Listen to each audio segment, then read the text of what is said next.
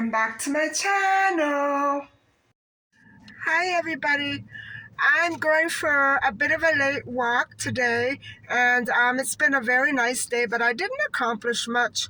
I went out into the stores looking for a couple of things that I really have been needing, and so far no luck. So I didn't take you along with me. There was nothing to show, and so I'm just gonna head out for my walk, and then I'll probably call it a day.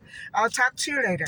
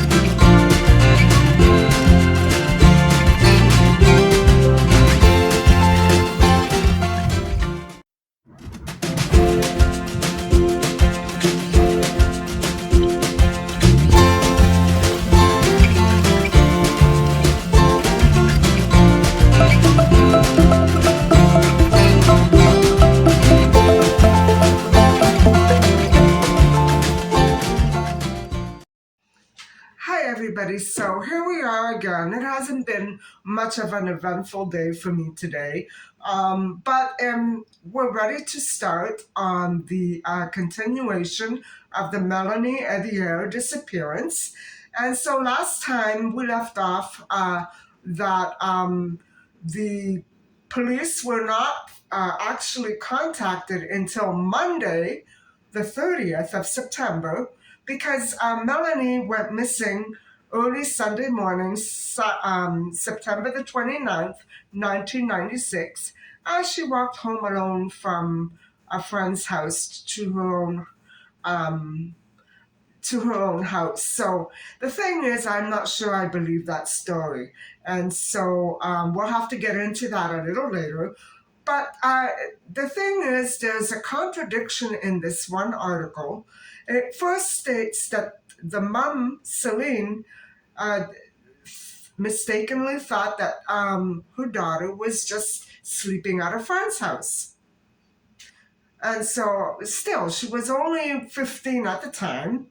And so it says here in this article, she did phone the police at 1 p.m. in the afternoon to report Melanie missing when she didn't show up for work or school on Monday. Now, in this other part of the same article, it says the initial search for Melanie actually began on Sunday afternoon. So we have a very big contradiction here. That's a serious contradiction.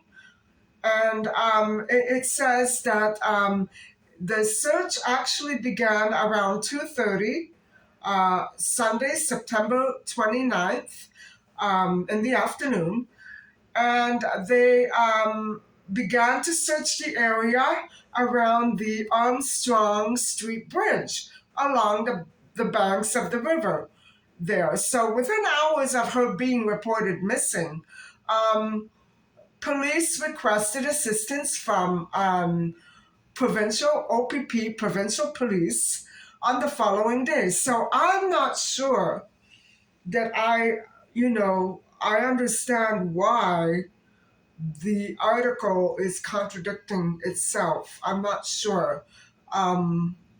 It doesn't make sense the way it's written. It's baffling.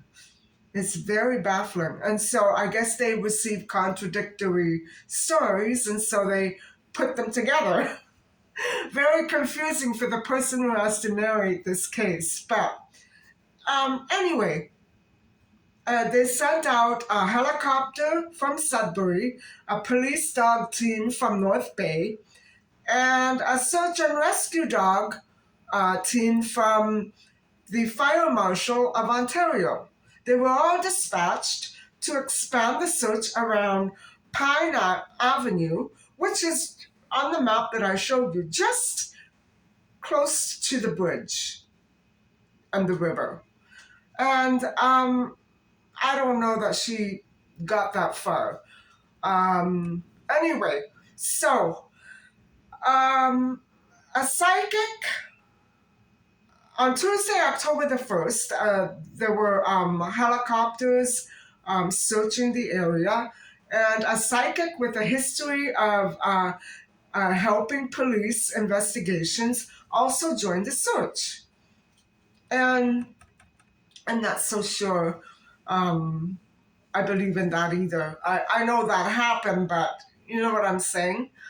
Okay, so more than a dozen police officers and volunteer firefighters canvassed the areas where Melanie had last been seen, and police forces across Ontario were alerted to the disappearance of Melanie.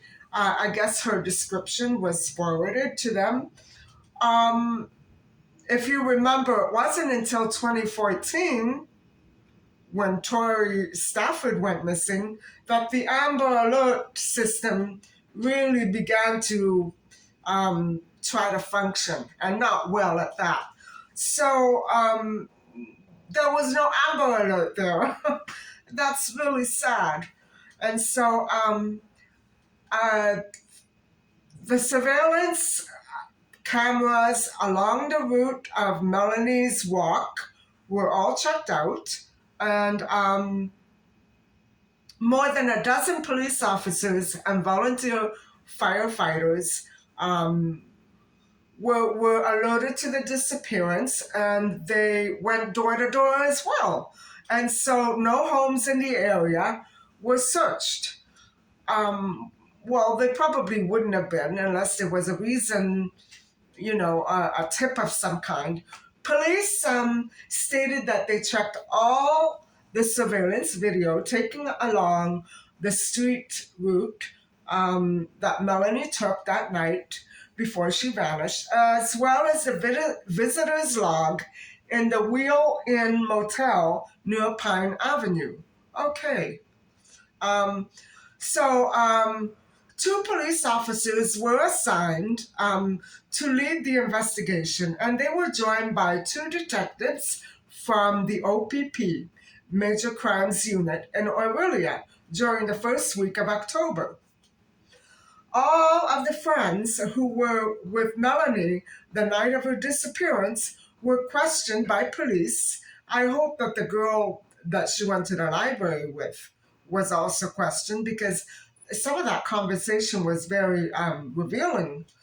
And so, in the days that followed, police surveillance was conducted on three local girls who may have been intended targets um, of, of an attack.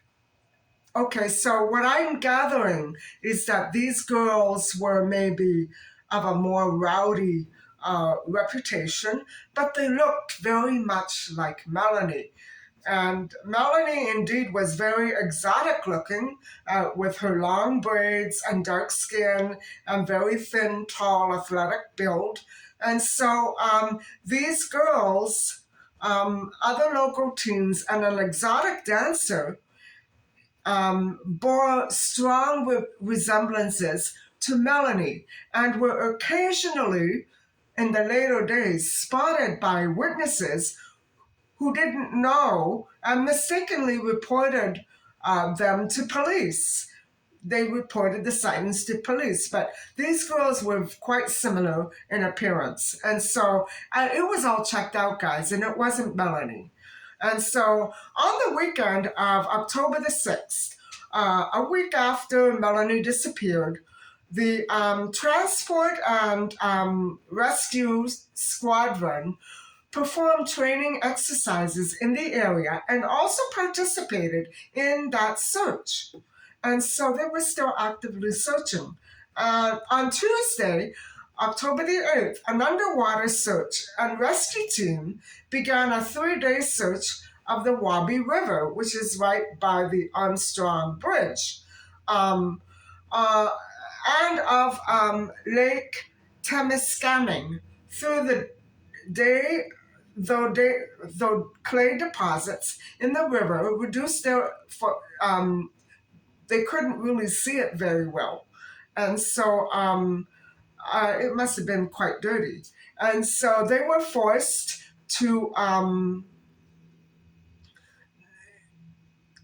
just by touching alone. I'm trying to imagine how it would have been. At some point, um, a military transport aircraft was also used to search the area. And by mid October, Melanie's case was listed with Crime Stoppers, and the public was encouraged to phone in tips which could help investigators locate her. And so, unfortunately, those lookalikes didn't help the situation any better. You know what I mean?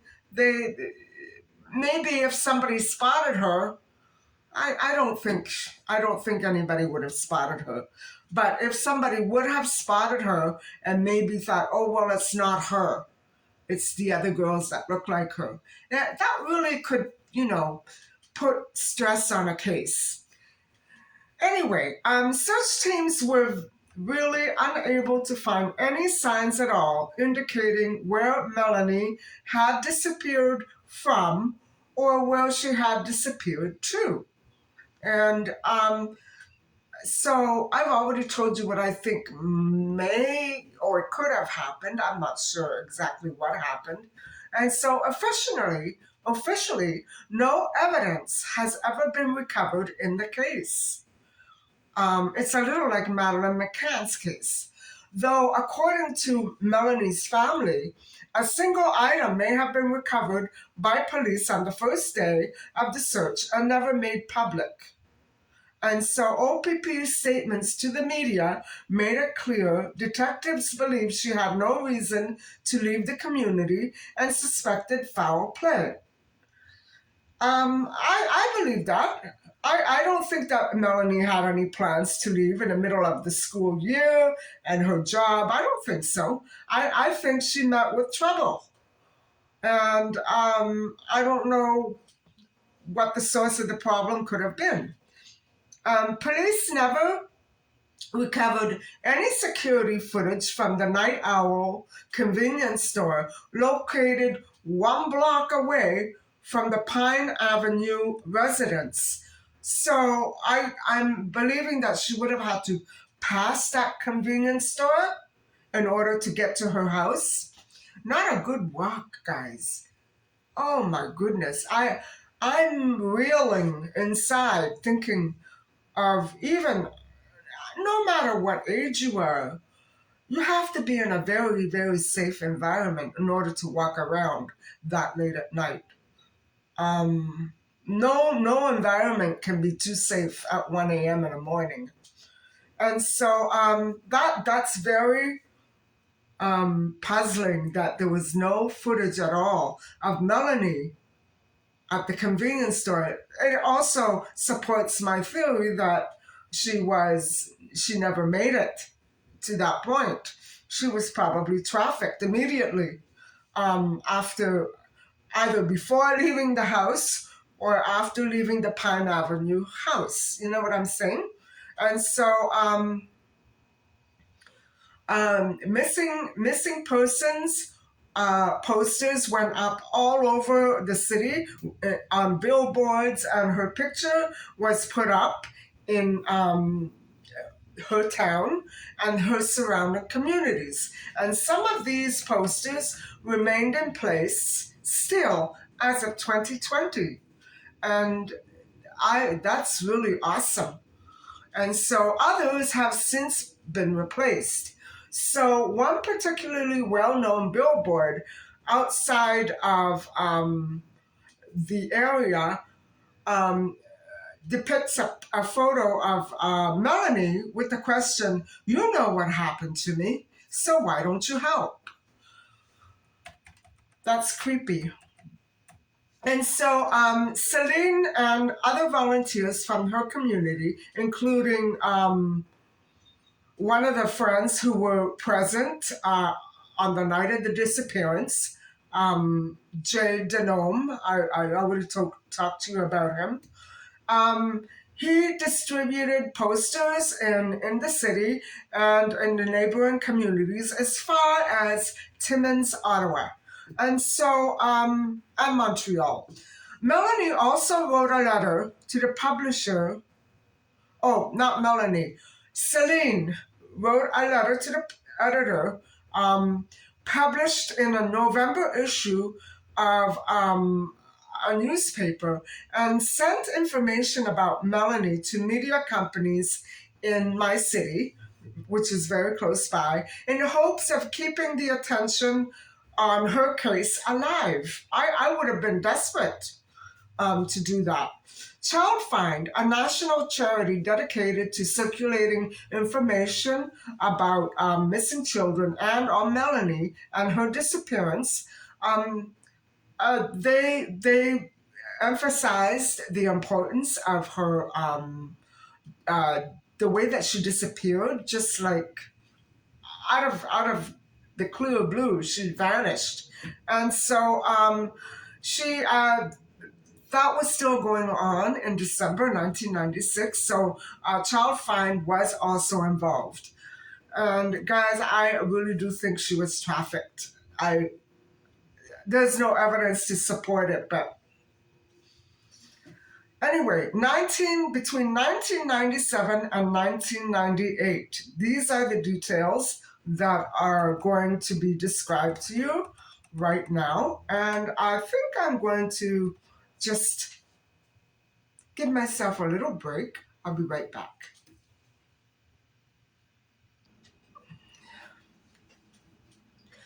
Now, there were two officers assigned to work on the case full time, and that is the way that I think it should always be. However, two officers um, working full time, it can't be because they have to take breaks. So I think there should have been maybe more than two officers, but that's just an opinion. Um, so, OPP and police were working together with detectives, and they were re interviewing all the witnesses that were close to Melanie in early 1997 in order to exhaust all possible leads in the case. So they had leads to follow up on, tips, and they needed to re interview the witnesses. So, um, uh, the an OPP inspector took over the case in September 1997, a year later, and the another officer just simply left the case. He was put off the case and returned to regular police duties on February 25th, 1998. And so the task force dedicated to searching for Melanie was formally disbanded in 1998. But police and detectives would continue to work on the case when new leads appeared. Now, maybe that's what ought to be reformed. Um, Maybe that's the very um, that's the very practice that doesn't get you anywhere very far, for very long, because cases are really beginning to become more and more sophisticated, especially human trafficking rings. And I'm not saying that that's what happened here to Melanie, but I would imagine that they are very sophisticated in the way that they operate, and they're not going to leave tracks waiting to be uncovered. You know what I'm saying? They're pretty good at what they do, although what they do is not good at all. So, well, I think that depending on the nature of the crime, what happened to her, that kind of an approach is not really so hot. You need more sophisticated resources, not just witnesses, but you need other things. What those other things are, I'm not sure I can, make any suggestions, but to sit there, guys, and wait for the phone to ring. It's virtually anybody can do that. That's not police work. You know what I'm saying? But I know that they exhausted all the leads. And what I'm saying is they should have by then realized that whatever happened to Melanie was not, it was way beyond anybody's control there. I mean, she could not have vanished without anybody knowing what happened or seeing. But it appears that that is exactly what happened. And so, another detective later said that he remained on the case up until the day of his retirement in December of 2002. Wow. And so it was the other detective continued working on the case until he was attached to the OPP. He left the police force and became a member of the OPP in 2007. And so, okay, but still, you don't just say bye, see ya. You have to, two police officers and detectives, that's not enough, guys. I think that they should have tried to follow up on other disappearances as well and maybe try to connect them together. I know that this province is almost number one in Canada. I think pretty much number one in Canada or in North America for human trafficking. So I think that to, you know, withdraw from a case or close a case is totally inappropriate. It's just so out of place, especially an unsolved case. You don't just hang up your gloves and say bye. You know, I know they're essentially still active on the case, but their active and my active are two different things. So, um, that's the thing that needs to be reformed. Police are very busy people, and they can't always do this. They have emergencies to tend to, and so cases like this get shoved to the back burner so much. And what I think is that many police stations need to develop a new squad, a new team, a new approach, and keep those missing people cases open and ongoing all the time. Yes, even because of money, still something needs to be reformed, right? So, over the course of this investigation, at least for the first couple of years, I would say between 1996 and 1999, um, hundreds and hundreds of suspects were interrogated in the course of this investigation. And so the OPP, even not even witnesses alone were interviewed, but also other persons of interest. And I'm not sure now if um, Tammy's disappearance did come up again in 1999. And so that is the first time I think that they were trying to link Tammy's case to another missing person case. Tammy and Melanie both vanished without a trace. And so it's very plausible that they were taken halfway across the world or more. It's very possible. It's very plausible. I don't know if that's the case. I don't know what happened. And so the police conducted another search for Melanie on April the 26th, 1999. And I wonder why. Because they focused on the Dawson Point area to the east of New Liskeard, which is the city where Melanie and Celine lived. And so it had not previously been investigated. But this is what I'm saying, guys. Why are the police waiting for somebody to tell them what to do?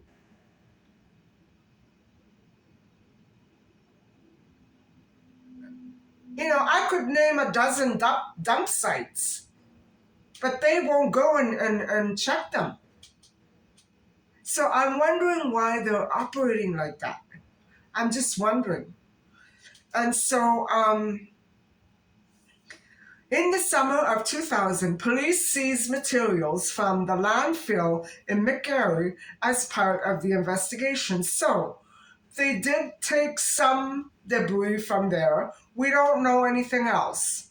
Wow. And so shortly before Christmas in 1996, the Tree-Town Region Crime Stoppers doubted doubled the reward money and offered it to anyone who could resolve this case for them. And they would bring it up from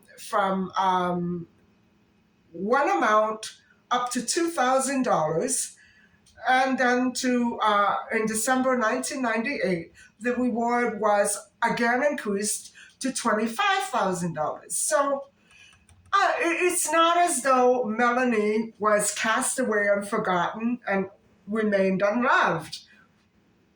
People were looking for her. People wanted her back. This couldn't have been, a planned abduction by anybody that she loved. I'm not sure. So I think we'll stop right here because then the video is going to get very, very long and I'm trying to make them shorter. So I do hope that you have enjoyed watching me on my little walk. And I managed to walk a half hour today. I don't know what it is, guys. I'm so tired. I'm tuckered out all the time. And I think I'm sitting too much in front of the laptop. That's what it is. I don't feel right. And so I get tuckered out so quickly. I guess because I did all that work as well. And it's still not quite finished either. So thank you very much for coming along with me today on my walk. And thank you for listening to the next part of this case, which is the disappearance of Melanie Evier. And we will continue with this again tomorrow. And I'm not sure exactly how many more. We're only about halfway through. So what I'm going to do is I'm going to try to revise it a little because I think it's quite lengthy. So thank you very much for watching, and please don't forget to like and subscribe. Bye for now.